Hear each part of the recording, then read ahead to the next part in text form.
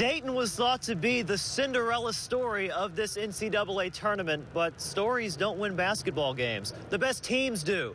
And the Gators have proven they are probably the best team in college basketball right now after winning their 30th straight game. That's a school record. So they're off to the Final Four, and afterward, it was a celebration, especially considering the Gators had lost in this Elite Eight round the previous 3 years. So it was almost a cathartic experience for the seniors to finally cut down those nets. And one of those seniors, Scotty Wilbekin, he earns Most Outstanding Player honors for the South region, and he was high-fiving just about every Gator fan after his 23-point performance tonight. What's it mean after 3 years not making it to get in the Final Four? It means everything. Well, not everything, but it means everything right now. It's just been so much fun. Every game has been fun. The whole experience has been fun, and I'm just happy I get to share it with these guys. When that clock hit zero, what did that mean to you? It just meant, you know, we finally did it. We finally broke through that door. You know, don't have to hear people saying they can't do this, they can't do that, can't make it to the, can't finish games or whatever it may be. So it feels really good that we could come away on top. It's so much sweeter, especially just doing it the right way and just doing it with, with these boys. Especially seeing how much we went through. I feel like we deserve this, and we're so proud of it, and we're happy for it. You got to cut these nets down. You think you got another set of nets to cut down ahead of you? Oh, yeah, we definitely striving for that, man. We're going to enjoy this win, get back to work. We got to get back to work. We're happy, but, you know, we still got one more step to go. You know, we're happy for the opportunity to play another game, and we're just going to make the most of that opportunity. And the Gators will probably be the favorite when the Final Four starts next week in Arlington, Texas. If the Gators win, it'll be their third national championship and their first since 2007. Reporting live in Memphis, Tennessee, Jason Jennings, News Channel 8. The Gators are the favorite to beat UConn tonight, and there will be plenty of people here to support them. The university gave 4,000 tickets, or they got 4,000 tickets from the NCAA to give away to their fans, and they ran out of those in a hurry. There are going to be a lot more people wearing orange and blue, and we ran into several hundred of them earlier today at the pregame pep rally. Strike up the band and get hyped, Gators fans. You are 2 wins away from another national championship. Look, I'd be a liar if I told you I knew this team was going to win 30 games in a row. But they have. So treasure this weekend. Snap a selfie. Grab a front row seat to listen to the music. Oh, and make sure to dress your best for the big game. You're definitely ready for a Final Four in Dallas with this outfit, aren't you? It's awesome. We're ready. We're ready. We love these boys. We can't wait to see them play. Tell me about this suit. For me, this was the ultimate way to show my school spirit. So I have an orange suit and a blue suit, and I wear it on very special occasions just like this. It's so special, this family traveled all the way from St. Pete to watch the games. How confident are you in the Gators' chances here?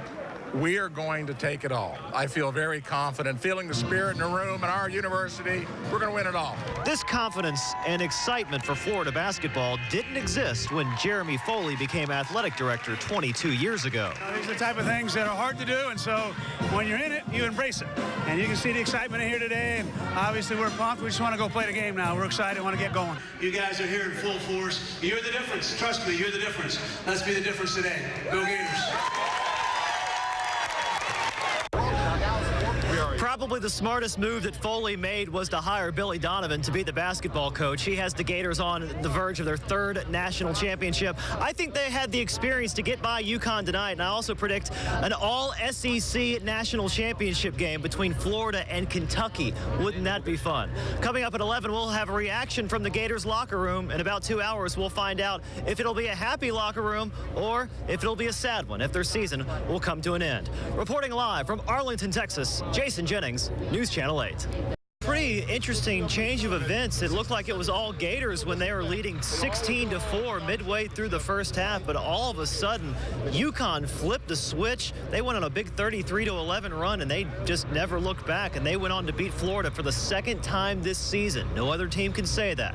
So Florida who was the only #1 seed remaining and riding that 30-game winning streak, well, they left the floor dejected and a little shocked that their season had come to an end. UConn was just a better team tonight.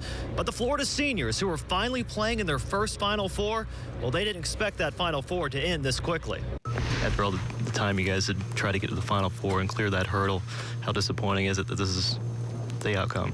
It sure is, Gail, and I don't know what you're talking about with all this cold weather. I'm pretty hot out here. It's about 80 degrees, so complain all you want back there in Florida. But Florida State, though, they've run roughshod over every single team they've played so far this year. They haven't trailed in any game since September, and of their 13 wins, only one has come by fewer than 27 points. Considering they also have the Heisman Trophy winner in Jameis Winston, I talked to some of the people who have watched Florida State a lot this year, and they think this squad can go down as a legendary team. This team right now is unbeaten, 13-0, a chance to be 14-0, more wins than any school in Florida State history, another national championship, and yes, this team is loaded with talent, and I would say at 14-0 with a big win over Auburn, Florida State's 2013 team would go down as the best in school history. But school history is one thing. Could this Florida State squad be the greatest college football team all time?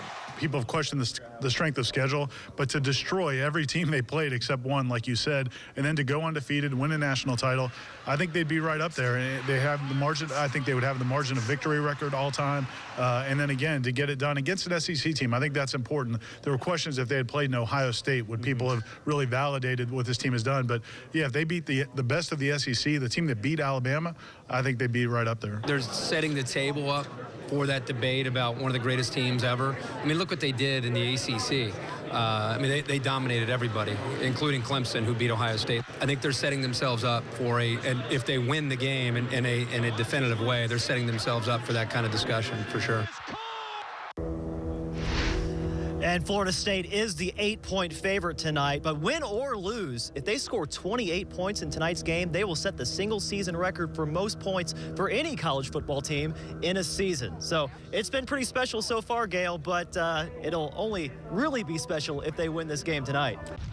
When Rays pitcher Alex Cobb was trying to think of a creative way to propose to his girlfriend, Kelly Reynolds, he sought the help of team clubhouse manager Chris Westmoreland. You know, I started telling him that I was planning on doing it. We started thinking about different ideas. He's Mr. Romantic, I guess. Westmoreland said he had friends at Discovery Cove in Orlando, so they came up with a plan for Alex to take Kelly there on a swim with the Dolphins. And one of them delivered a special message. What? A buoy with the words, "Will you marry me?" written on it. It all went by fast. It was like pitching in your major league debut. It goes by really fast. But Alex didn't strike out in his proposal. Beautiful. Kelly said yes, of course. But she was caught by complete surprise. Because we went on a little trip before that, so it was kind of a decoy trip. So I figured if she thought it was going to happen, it would have happened on that trip. The video crew at Discovery Cove captured the proposal. What? Websites soon picked up the clip, which has now been viewed a few 100,000 times.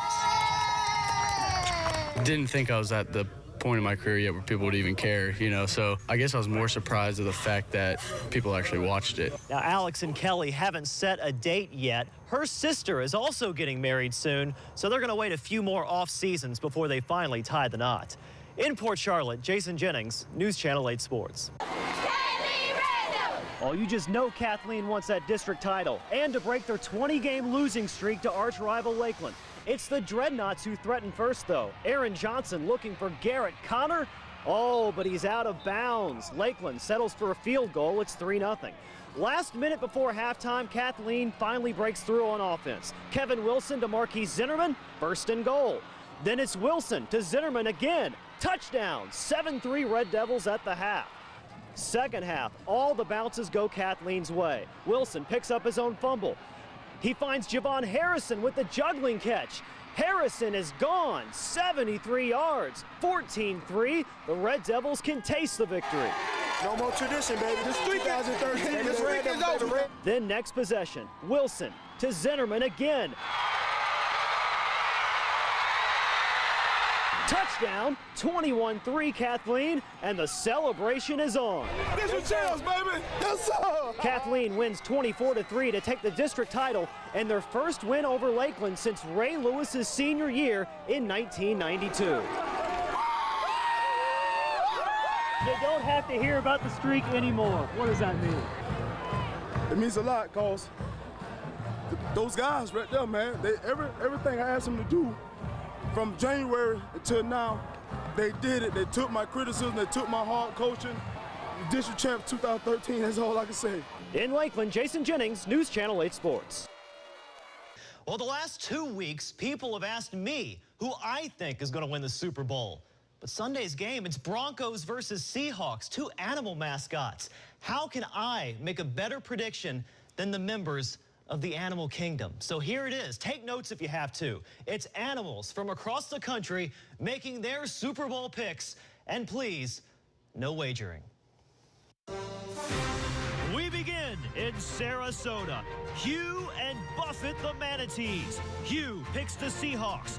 Buffett likes the Broncos. And Buffett has picked the correct winner each of the last 6 years. But just before you go to Vegas, consider this. Eli the Ape likes the Seahawks. And Eli has also predicted the last 6 winners. Oh, what to do? How about the Bear family? In Montana, it's Ozzie the Grizzly, a huge Peyton Manning fan. He goes Broncos. In Alaska, Tag the Kodiak Brown Bear thinks defense will be the difference. Tag chooses the Washington apple pie, which means he likes the Seahawks and desserts. But neither of those bears are nearly as precious as Lily the panda in Tennessee. Oh, and Lily wraps himself up in a Broncos blankie. This begins a chain reaction of Broncos picks. These circus elephants in South Carolina, Broncos. In Iowa, Keanu the Rhino, Broncos. In Texas, Murphy and Diablo the Komodo Dragons, Broncos. Also in Texas, Teddy Bear the Porcupine, Broncos. No, fake out, Seahawks it is. How about these puppies? They're not picking, they're playing. It's Puppy Bowl 10. But if you're not a dog person, you can always catch the first annual Kitten Bowl. Oh, my goodness gracious. Maybe it's got a little out of hand. Now, if you're keeping score, that's 6 votes for the Broncos, 4 for the Seahawks, according to the animals. And what about you? I'm picking the Seahawks.